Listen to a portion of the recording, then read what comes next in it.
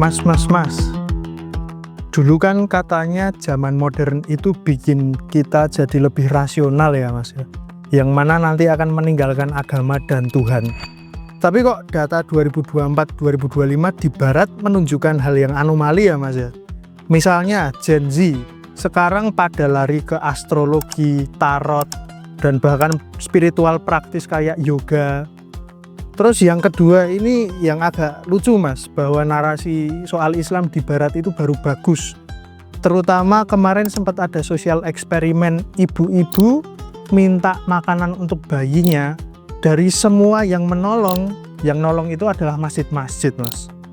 Nah dari situ narasinya mulai bagus tentang Islam. Pertanyaanku Mas, melihat fenomena ini yang sekuler banget menjadi balik ke spiritual dan agama, respon Mas Sabreng seperti apa Mas? Monggo Mas. Kita belum pernah loh bikin 20 menit atau 15 menit yang simple. Respon saya wajar. Ya tunggu ya 20 menit sampai selesai. Cuman itu tok saya ulangi. Perlu sebabnya? Yuk Mas. Saya bawa ke canonical dulu. Apa pola? Gini.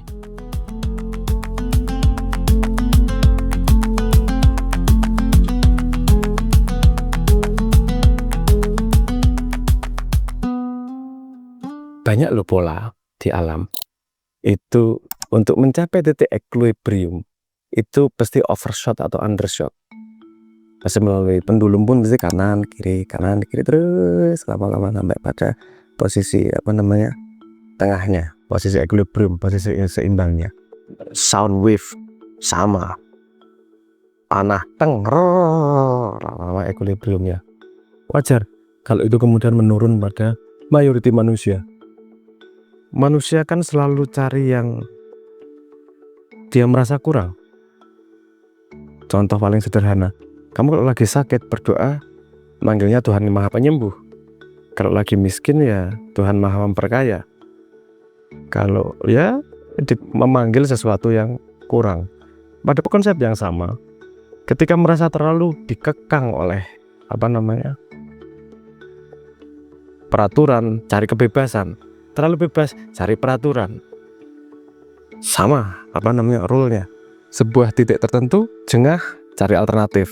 Tertentu jengah, cari alternatif terus seperti pendulum sampai tingkat kedewasaan tertentu. Kalau beri waktu cukup panjang, seharusnya ya akan semakin equilibrium, balance-nya akan kejaga. Bisa lihat dari kenapa seperti itu, karena struktur tuh kalau melihat dari alam juga itu pada equilibrium itu butuh dua hal yang ada, yaitu butuh yang kaku sebagai frame, kerangka, tengkorak, dan butuh yang fleksibel seperti kulit, daging, rambut, dan seterusnya. Itu pola-pola di alam seperti itu. Jadi kalau kemudian merasa terlalu bebas, itu kan sama aja chaos. Kalau dia terkekang, manusia terkekang, itu tidak bisa kemana-mana. Kalau dia terlalu bebas, lama-lama tidak tahu mau kemana. Sama-sama mengalami kebingungan pada jenis yang berbeda.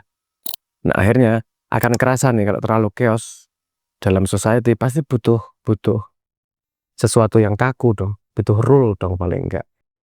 Nah kemudian outward, dunia di luarnya sudah tidak bisa menyediakan itu, dia perlu lari, perlu cari pendulum yang berbeda. Karena di dunia luarnya nggak ada, nyarilah dunia ke dalam. Sehingga yang di dalam carinya ketenangan, kalau yang di luar adalah yang dirasakan adalah chaos. Wajar harus kemudian nyari informasi yang sepertinya tidak bisa didapatkan di luar, mencari ke dalam atau cari informasi esoterik, informasi tersembunyi, informasi langit yang entah di mana, kemudian ilmu tarot, kayak ilmu astrologi, kayak bukan astronomi ya, kalau astronomi ada kuliahnya, kalau astrologi nggak ada kuliahnya kayaknya. Tapi itu ilmu-ilmu esoterik yang memberi kita sedikit kepastian pada loop manusia. Kita kan kemarin sudah ngomong bahwa manusia itu butuh loop, nggak bisa dibikin penasaran lah, karena butuh ketutup, lingkarannya itu butuh ketutup. Nah Kita kemarin juga cerita yang bisa nutup lingkaran itu apa sih? Nggak hanya data di luar. Kemarin kita ngomong tentang konsep Tuhan, bagaimana itu bisa nutupi lingkaran. Tapi ada hal yang lain, yang penting bukan yang sudah kita ketahui, hal yang tidak kita ketahui yang kemungkinan bisa digunakan untuk menutupi lingkaran sehingga kita merasa stabil. Jadi ya bisa pakai tarot, bisa pakai ramalan. Ya, kamu ngapain lihat apa wetonnya pacarmu? Itu kan bukan sebab akibat itu. Itu kan meyakinkan dirimu bahwa wah benar atau enggak ya. Walaupun mayoritas itu kadang-kadang itu juga confirmation bias saja. Kamu hari ini pasti ada pusingnya ini. Ada yang membuat kamu pusing orang ini, orang deket ini. Ya udah, nanti orang deket entah orang kantor, entah orang deket sama-sama di kursi sebelah di angkot, atau orang deket keluarga. Kamu terganggu sedikit, wah ini pasti yang bener ramalannya, pusing saya. Itu nutup loop dan kemudian self-fulfilled prophecy. Ya, confirmation bias jadinya kalau bahasa modernnya. Mencoba mencari jalan keluar Gen-Z untuk menutupi ketidakmampuannya untuk mengontrol kausalitas di luar dengan ke dalam inward, dengan belajar macam-macam ilmu esoterik atau mengadopsi rule of the game yang sudah ditawarkan seperti agama itu. Islam sendiri dianggap agama yang benar-benar dan agamanya simple. Agama Islam pretty simple. Konsepnya Tuhan itu satu. Core beliefnya itu Kanjeng Nabi adalah salah satu messenger dari Tuhan. Konsep dasarnya itu tauhidnya dan tidak dibuat kompleks sehingga ketika masuk di situ yang datang adalah kemudian way of life-nya gimana sih? Karena gini kemudian way of life itu kan bisa kita karang sendiri, bisa kita ikut society atau kultur, atau bisa ikut yang buat jagat raya. Oke, bobotnya kan beda. Aku karang sendiri atau yaudahlah ikut yang bikin aja lah. Itu membuat closing loop-nya itu menjadi lebih kuat sehingga make sense kalau masuk agama Islam. Dan agama Islam sampai sekarang kan dianggap sebagai agama yang teguh prinsip. Nabinya dihina, ya diantemi maksudnya hina. Itu bisa dilihat dari satu sisi adalah negatif, yaitu mereka orang yang chaos, yang suka kekerasan. Tapi di sisi lain juga bisa dilihat bahwa mereka sungguh-sungguh sama agamanya, karena beneran megangin agamanya. Nah itu dari beberapa preposisi itu kemudian banyak yang ambil macam-macam untuk mencari structure itu tadi. Dan wajar aja kalau kemudian Islam jadi salah satu pilihan. Ini kemudian diangkat ketika mulai kemudian terekspos ketika isu Israel menjadi ramai dukungan publik terhadap Israel karena kemudian menurun, dan Israel kebetulan urusannya sama Gaza yang disalahkan selalu Hamas, dan Hamas itu diasosiasikan dengan agama Islam. Mau nggak mau isu Israel naik, orang bertanya, nah Islam tuh gimana sih, bener atau enggak sih, mulai mencari tahu. Dan Islamofobia yang sudah terbangun beberapa puluh tahun terakhir mulai ke-crack nih, terpecah-pecah nih, dan banyak yang merasa kemudian aku dibohongin selama ini sama media. Ketika baca sendiri ternyata kayak gini. Nah lagi-lagi ilmu ternyata itu, kata ternyata itu double entendre. Ternyata itu jebul atau yang paling nyata, kan ada double entendre itu. Yang tadinya tertutup di kita terus terbuka, oh ini loh ilmu yang sebenarnya. Ilmu yang sebenarnya itu asumsinya tersembunyi. Mungkin itu biasa yang dibawa juga sehingga Islam naik. Terus kemudian ada eksperimen itu tadi. Ada eksperimen tentang minta susu sama pusat agama, terus kemudian yang ngasih masjid dan gereja minoritas. Itu kejadiannya gini nih. Jadi ada orang di belakangnya pakai suara bayi menelpon minta dikasih susu. Islamic Center of Charlotte, Hi, yes. I was trying to call. I have a 2-month-old baby, and I ran out of formula last night, and I was wanting to see if there's any way you all could help with a can of baby formula. Terus kemudian yang jawab adalah, yang langsung memberi adalah masjid. We can, ma'am. Where do you live? Do you live in Charlotte? Yes, I'm like 10 minutes from you all. Okay. And what kind of formula are you using? It's the Good Start. Good Start. Yeah, that's fine, ma'am. If you come over here, we'll help you. Okay. Hold on just 1 second, okay? Okay. Okay, I'm actually doing a social experiment. So I don't have a baby and I don't have a need, but I am doing a social experiment just to see which churches would actually help a starving baby. And unfortunately, there's so many that say no, and you immediately was like, yes, of course. And I just wanted to say thank you so much for your heart, and also to see if it was okay if I posted this on TikTok and maybe put your information on there for your church where people can send donations. Maybe if they... Yeah, no problem, man. We do what we can. We appreciate your kind words. Thank you. No, thank you so much. I appreciate you. Keep doing what you're doing. Bye. Thanks. You too. Bye. Oh, he instantly, he didn't like the only question that he asked was, where are you located at and what kind do you want? No other questions. These other places. Ada percobaan lain yang kemudian dia jadi seolah-olah jadi homeless, minta makan aja. Kebetulan kemudian yang memberi adalah masjid juga. Ya, kita bisa menganalisis apakah sumbernya dari agama Islam. Tentu karena mereka beridentifikasi agama Islam, tapi apakah orangnya berpengaruh juga? Orang di sisi minoritas pasti biasanya lebih mau membantu orang lain, misalnya gitu. Terus memang kalau ajaran Islam yang benar ya kemudian memberi. Nah, ketika di masjid ketemunya bukan organisasinya, organisatornya, ketemunya adalah orangnya, sama orangnya dikasih lah. Ini pada percobaan yang yang jadi homeless itu. Karena di Indonesia Islam mayoritas, sehingga sebabnya tidak bisa karena minoritas. Ini maksud saya.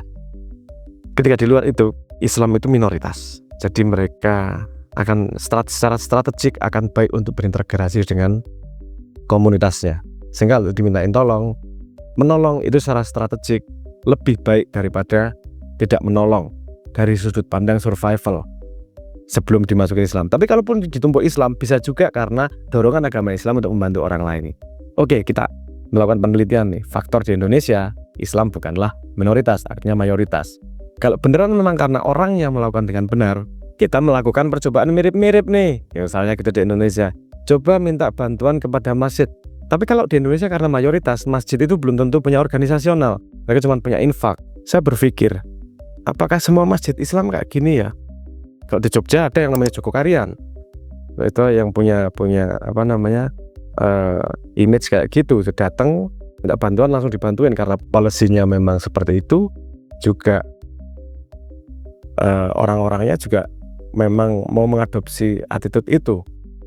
Jogokarian mereka udah punya manajemen sistemnya. Manajemen sistem, tidak semua masjid punya manajemen sistem. Coba sekarang kita dorongkan kepada lembaga yang kemungkinan aspek bisnisnya lebih kuat daripada aspek kemanusiaannya. Apa ya organisasinya yang memang mengumpulkan orang? Coba Anda ngemis atau minta bantuan di gedung Lazis, lembaga zakat gitu. Kira-kira dikasih nggak?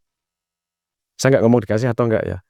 Tapi Lazis ini lebih kuat aspek manusianya atau lebih aspek dalam tanda petik bisnisnya?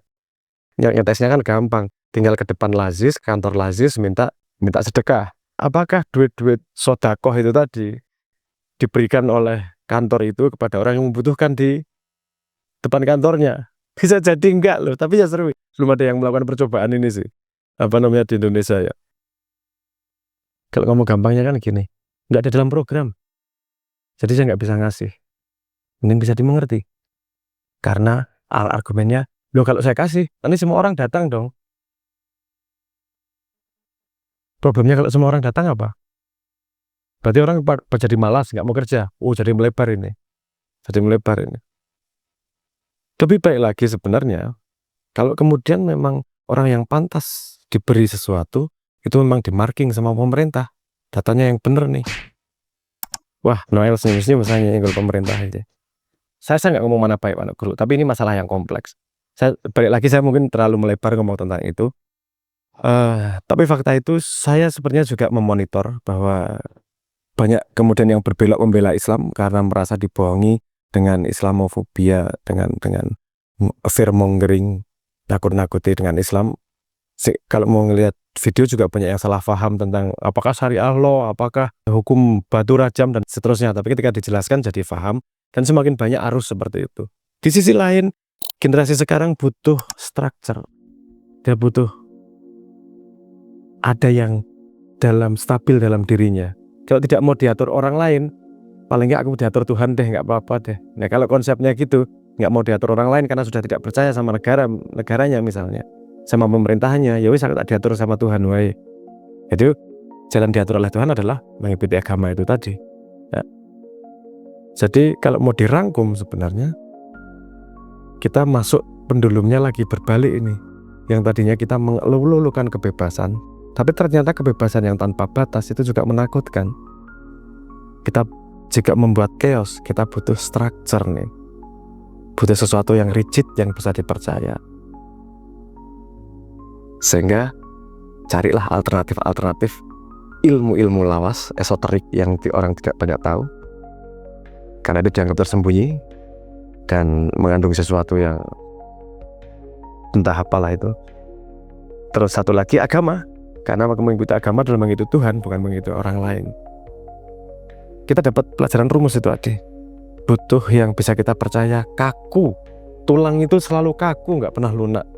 Sehingga kerangka bisa berdiri. Pertanyaannya, kemudian kita lebarkan sedikit untuk membuat rasional. Di negara ini apa yang kaku? Kaku itu artinya lurus dan tidak bisa ditawar-tawar. Hukum kaku nggak? Gue gak usah banyak-banyak ya. Kalau hukumnya sudah karet dan tidak bisa dipercaya, entah hukumnya, entah penegak hukumnya, entah whatever, hukum tidak lagi punya tulang, artinya negara kita ya sebenarnya tulang lunak. Jadi jangan kaget kalau kemudian dipresto karena tulangnya lunak. Ini kalau saya terusin jadi ngobrol soal makanan, karena saya lapar, kamu nyuruh saya ngambil video tanpa memberi makan ini. Sampai tulang lunak, tulang presto, kemudian rica-rica campur. Allah. Das kemumet ngeleh. Monoel yang perlu kita pelajari di sini adalah bahwa semua itu swing. Kanan, kiri, kanan, kiri. Kalau mau cepat stabil, jangan lupa setiap swing itu pasti melewati yang stabil. Setiap swing melewati yang stabil. Setiap swing melewati yang stabil. Ingat-ingat yang stabil nih, biar kita tahu baliknya yang kemana. Ini nanti pas balik nanti ada pada posisi tepat. Ketika posisi tepat, makmur, damai paling nggak lama, terus kemudian kebablasan lagi dan balik lagi. Makmur. Dalam sejarah bisa dilihat itu kok. Skip-skipnya ketika momentum, ketika balance-nya tepat. Monggo kita pelajari Indonesia kapan? 2045. Kita lihat kita punya balung atau enggak. Ayo dikelompoknya balung pisah.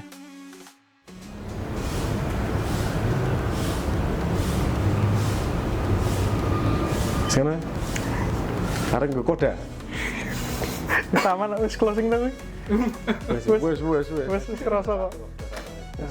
Balung pisah mau. Kan ngomong balung pisah mau. Yang enggak paham balung pisah mungkin belajar istilah Jawa, lumpuk balin pisah. Karena yang kita butuhkan adalah tulang-tulang yang kaku, bukan untuk memukul, tapi untuk dibungkus kelembutan dan menjadikan manusia. Paten.